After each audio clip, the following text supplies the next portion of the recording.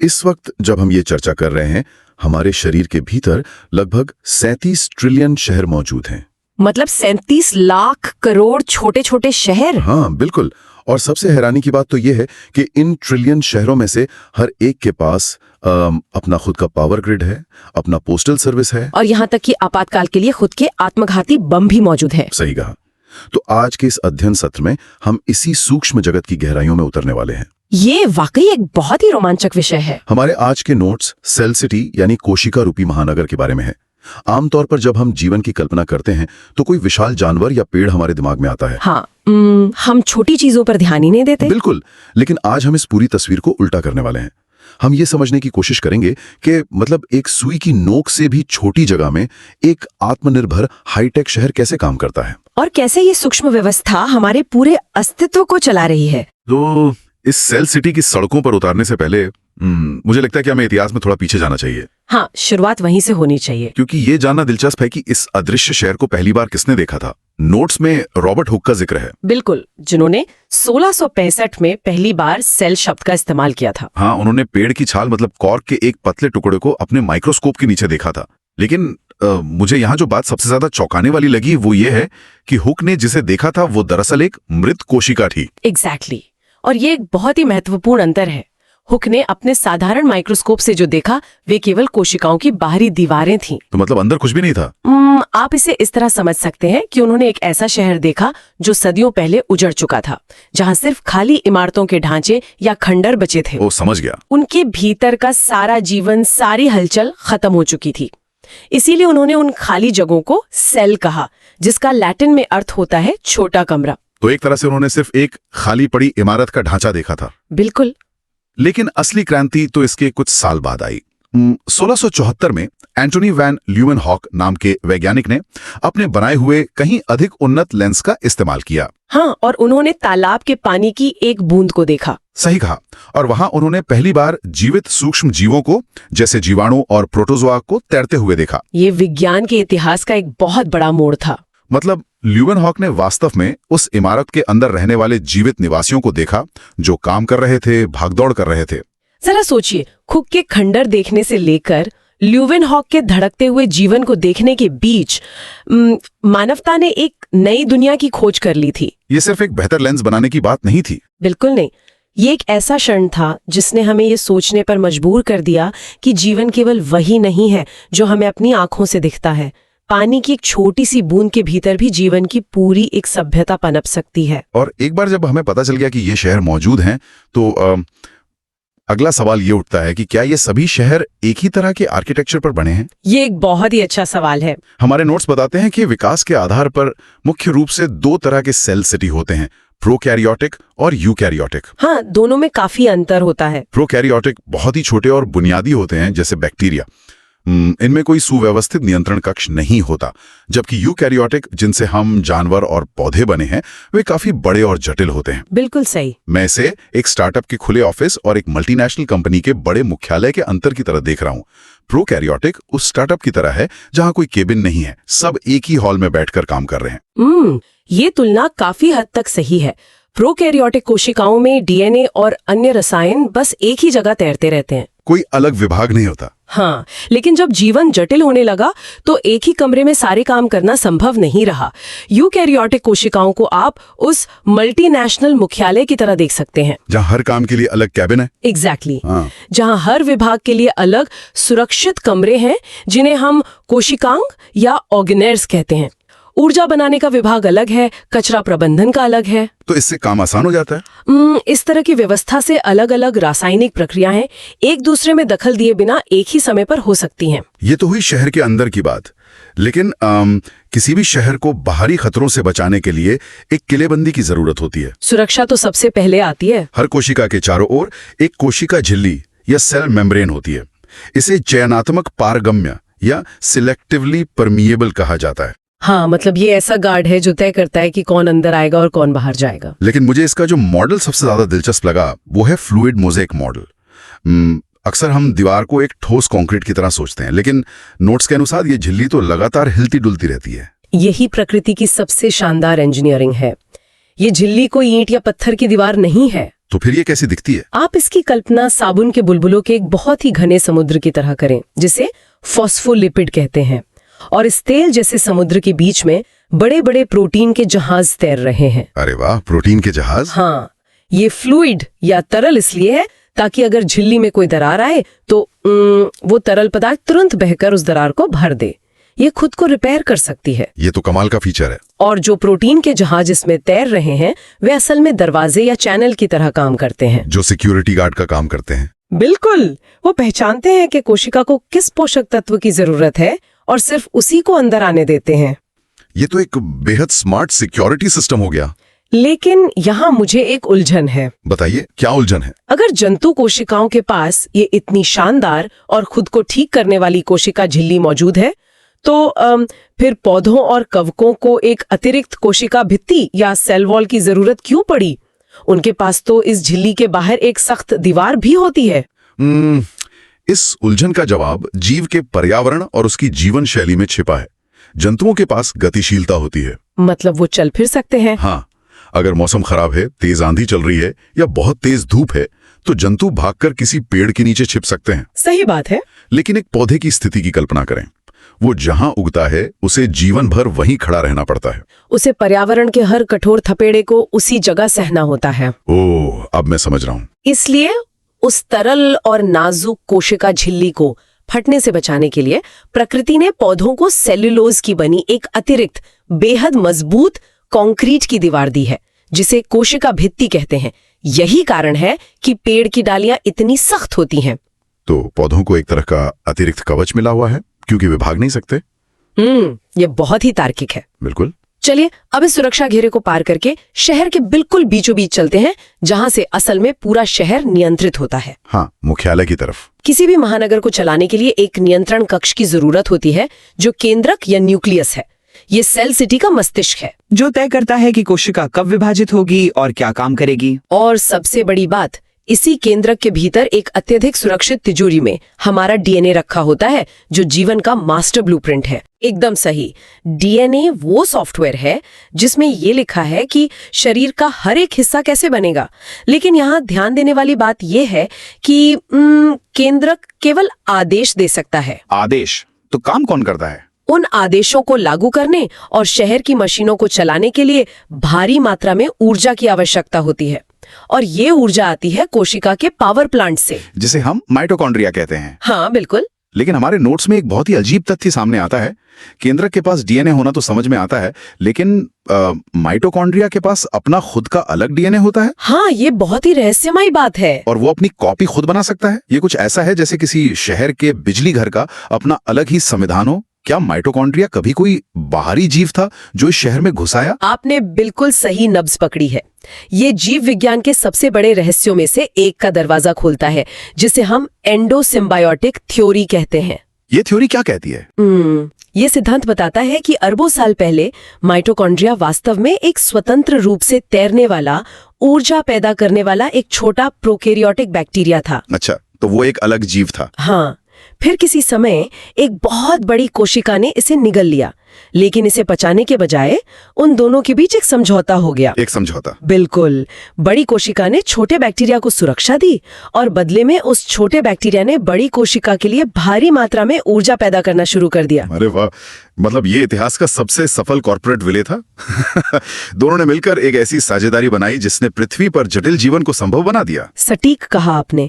इसीलिए आज भी माइटोकॉन्ड्रिया के पास अपना खुद का डीएनए होता है, और उसके चारों ओर दोहरी झिल्ली होती है। ये तो सच में कमाल है। और अगर हम इसके काम करने के तरीके को देखें तो इसकी भीतरी झिल्ली बहुत ज्यादा मुड़ी हुई होती है, जिसे क्रिस्टी कहते हैं। ये मुड़ी हुई क्यों होती है? प्रकृति ने ये इसलिए किया है क्योंकि मुड़ी हुई संरचना एक बहुत छोटी सी जगह में सतह का क्षेत्रफल यानी सरफेस एरिया बढ़ा देती है। अच्छा, ताकि ज्यादा काम हो सके। एग्जैक्टली। जितनी ज्यादा सतह होगी, ऊर्जा बनाने वाली उतनी ही ज्यादा रासायनिक प्रक्रियाएं एक साथ हो सकेंगी। इसी वजह से एक छोटा सा माइटोकॉन्ड्रिया इतनी बड़ी मात्रा में एटीपी का निर्माण कर पाता है, जो कि इस शहर की ऊर्जा मुद्रा है। तो अब हमारे पास एक दिमाग है जो आदेश दे रहा है, और एक पावर प्लांट है जो एटीपी ऊर्जा दे रहा है। लेकिन असल में उत्पादन का काम कैसे होता है? ये बहुत ही जटिल प्रक्रिया है। हमारे नोट्स में एक मास्टर असेंबली लाइन का जिक्र है, जिसमें एंडोप्लाज्मिक रेटिकुलम यानी ईआर, राइबोसोम और गोल्जी काय शामिल हैं। अगर मैं इसे एक कहानी की तरह समझने की कोशिश करूं तो ये काम कैसे करता है, क्योंकि इसके तकनीकी नाम बहुत भारी हैं। मैं इसे आसान कर देती हूँ। एक प्रोटीन कैसे बनता है और अपनी सही जगह तक कैसे पहुंचता है। इसे एक कारखाने की उत्पादन लाइन की तरह समझिए। सबसे पहले केंद्रक में बैठा डीएनए एक आदेश की कॉपी बाहर भेजता है जिसे एमआरएनए कहते हैं। ठीक है, आदेश आ गया। फिर यह कॉपी राइबोसोम के पास जाती है। राइबोसोम इस शहर के सबसे छोटी लेकिन सबसे महत्वपूर्ण मशीनें हैं। ये कारखाने के उन मजदूरों की तरह है जो आदेश को पढ़ते हैं। और फिर क्या करते हैं? वो एक एक करके अमीनो एसिड को जोड़कर एक लंबी प्रोटीन की चेन बनाते हैं। अच्छा, और ये राइबोसोम कहाँ बैठे होते हैं? इनमें से कई राइबोसोम रफ ईआर नामक एक जालिका पर चिपके होते हैं। रफ ईआर को आप कारखाने की कन्वेयर बेल्ट मान सकते हैं। तो मजदूर कन्वेयर बेल्ट पे खड़े होकर काम कर रहे हैं। बिल्कुल। जैसे ही राइबोसोम प्रोटीन बनाता है वो उसे इस कन्वेयर बेल्ट के अंदर डाल देता है। फिर ये ईआर उस कच्ची प्रोटीन को पैक करके शहर के डाकघर के पास भेज देता है। डाकघर यानी गोल्जी काय। हाँ, गोल्जी बॉडी। तो गोल्जी काय वो जगह है जहां असल में छटाई और पैकेजिंग होती है। एकदम सही। गोल्जी काय चपटी थैलियों का एक समूह है। इसके एक तरफ से, जिसे सिस फेस कहते हैं, कच्चा माल अंदर आता है। और फिर अंदर क्या होता है? गोल्जी काय उस प्रोटीन को सही आकार में मोड़ता है, उस पर एक रासायनिक टैग लगाता है जो एक तरह का शिपिंग लेबल होता है कि इस प्रोटीन को दिल की कोशिका में जाना है या त्वचा की कोशिका में। अरे वाह, पूरी कोडिंग होती है वहां। हाँ, और फिर इसके दूसरे सिरे ट्रांसफेस से ये तैयार पैकेट बाहर निकलता है और फिर कोशिका झिल्ली इसे बाहर शरीर में भेज देती है। ये पूरी प्रक्रिया वाकई किसी आधुनिक ऑटोमोबाइल फैक्ट्री की तरह है। लेकिन किसी भी बड़े शहर में जहां इतनी सारी फैक्ट्रियां चल रही हों, वहां टूट फूट भी होगी, कचरा भी जमा होगा। शहर को साफ रखने की जिम्मेदारी किसकी है? इसके लिए भी एक खास व्यवस्था है। नोट्स में लाइसोसोम का जिक्र है जो कचरा निस्तारण का काम करता है। लेकिन इसमें एक बात बहुत अजीब है। क्या बात? इसे आत्मघाती थैली या सुइसाइड बैग कहा गया है। यह बताया गया है कि ये अपने ही शहर को नष्ट कर सकता है। प्रकृति एक सफाई कर्मचारी के हाथ में टाइम बॉम्ब क्यों देगी? पहली नजर में ये एक बहुत बड़ी डिजाइन की गलती लग सकती है, लेकिन अगर हम इसे गहराई से समझें तो ये एक बेहद निस्वार्थ और जरूरी रक्षा तंत्र है। वो कैसे? इस प्रक्रिया को एपोप्टोसिस या प्रोग्राम्ड सेल डेथ कहा जाता है। इसे एक वास्तविक जीवन के उदाहरण से समझते हैं। ठीक है, बताइए। जब हम बहुत देर तक चिलचिलाती धूप में रहते हैं तो सूरज की यूवी किरणें हमारी त्वचा की कोशिकाओं के डीएनए को बुरी तरह नुकसान पहुंचाती हैं। हाँ, और फिर कुछ दिनों बाद वो त्वचा छिलकर उतरने लगती है, जिसे हम सनबर्न कहते हैं। बिल्कुल। वो जो त्वचा उतर रही है वो असल में उन लाखों कोशिकाओं का कब्रिस्तान है जिन्होंने खुद को खत्म कर लिया। खुद को खत्म कर लिया? लेकिन क्यों? क्योंकि अगर वे क्षतिग्रस्त डीएनए वाली कोशिकाएं जीवित रहती और विभाजित होती तो वे त्वचा कैंसर का रूप ले सकती थीं। Oh my God. तो जैसे ही कोशिका को लगता है कि उसका डीएनए खराब हो गया है या वो किसी खतरनाक वायरस से संक्रमित हो गई है, तो लाइसोसोम नामक ये थैली फट जाती है। और फिर इसके अंदर के शक्तिशाली एसिड और एंजाइम पूरी कोशिका को ही गला देते हैं। पूरे शरीर यानी उस महान महानगर को बचाने के लिए उस एक कोशिका का ये परम बलिदान है। ये तो रोंगटे खड़े कर देने वाला सच है। मतलब जब हमारी त्वचा सनबर्न के बाद छिलती है तो हम असल में उन लाखों नायकों को देख रहे होते हैं जिन्होंने हमें कैंसर से बचाने के लिए आत्मदाह कर लिया। बिल्कुल। सूक्ष्म जगत में ऐसा अनुशासन हैरान करने वाला है। चलिए, अब जब हमने इस शहर के सामान्य कामकाज को समझ लिया है तो कुछ रिकॉर्ड तोड़ने वाले अपवादों पर नजर डालते हैं।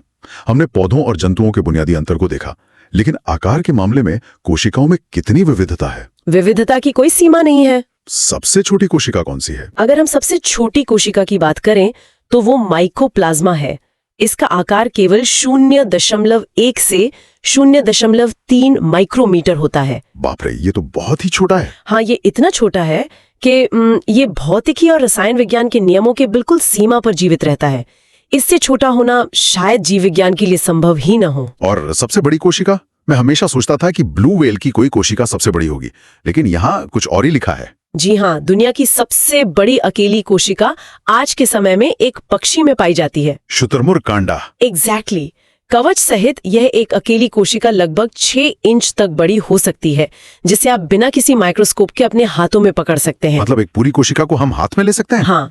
और अगर हम आकार की नहीं बल्कि लंबाई की बात करें तो हमारे शरीर के भीतर तंत्रिका कोशिका या न्यूरॉन सबसे लंबी होती है। न्यूरॉन कितनी लंबी हो सकती है?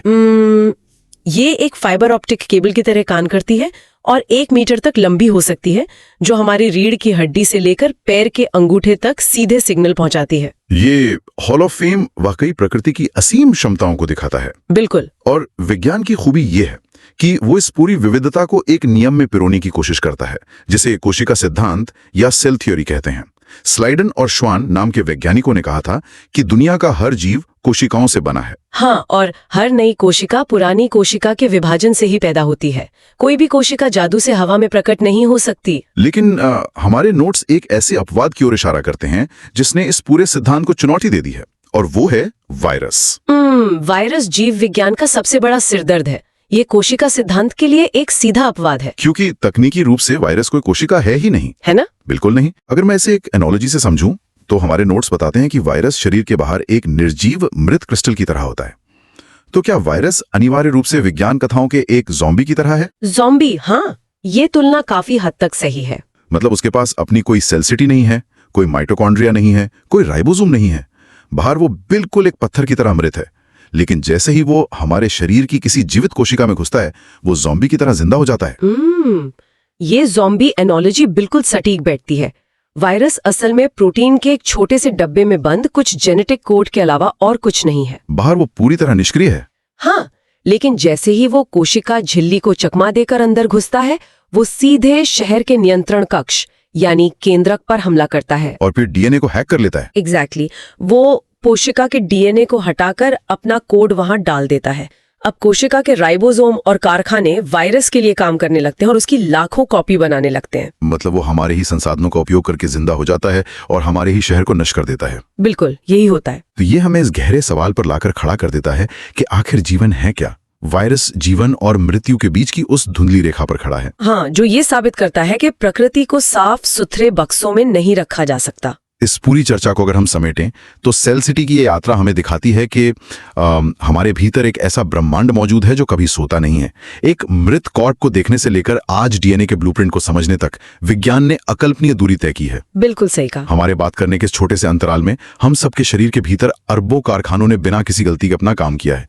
लाइसोसोम ने कचरा साफ किया है और माइटोकॉन्ड्रिया ने हमें ऊर्जा दी है। ये एक ऐसी अचूक व्यवस्था है जिसे प्रकृति ने अरबों साल के विकासवाद के बाद गढ़ा है। बिल्कुल। और इस गहन चर्चा को समाप्त करते हुए मैं एक विचार छोड़ना चाहूंगी जो वायरस की हमारी चर्चा से जुड़ा है। हाँ, जरूर बताइए। हमने देखा कि एक जैविक वायरस बिना अपनी खुद की किसी कोशिका के सिर्फ एक कोड के रूप में निर्जीव अवस्था में रह सकता है। बिल्कुल। और नेटवर्क यानी शरीर में घुसते ही जीवित होकर तहलका मचा सकता है। हाँ, बिल्कुल, एक ज़ॉम्बी की तरह। तो आज जिस तरह से हमारी दुनिया तकनीकी रूप से आगे बढ़ रही है, ये सोचने पर मजबूर करता है कि क्या भविष्य में कृत्रिम बुद्धिमत्ता या उन्नत कंप्यूटर वायरस भी बिल्कुल जैविक वायरस की तरह व्यवहार करना शुरू कर सकते हैं? अरे बाप रे, ये तो बहुत गहरा सवाल है। सोचिए जरा, एक ऐसा कोड जो किसी हार्ड ड्राइव पर मृत और निष्क्रिय पड़ा हो, लेकिन इंटरनेट के विशाल नेटवर्क में प्रवेश करते ही वो जैविक रूप से प्रतिक्रिया करने लगे, अपनी नकल बनाए और सिस्टम को अपने अनुसार ढाल ले। ये रेखा भी वायरस की तरह ही पूरी तरह धुंधली हो जाएगी। ये सच में एक ऐसा रहस्य है जिस पर हम सभी को गहराई से सोचना चाहिए। आज की इस चर्चा में जुड़ने के लिए बहुत बहुत धन्यवाद। मुझे भी बहुत मजा आया।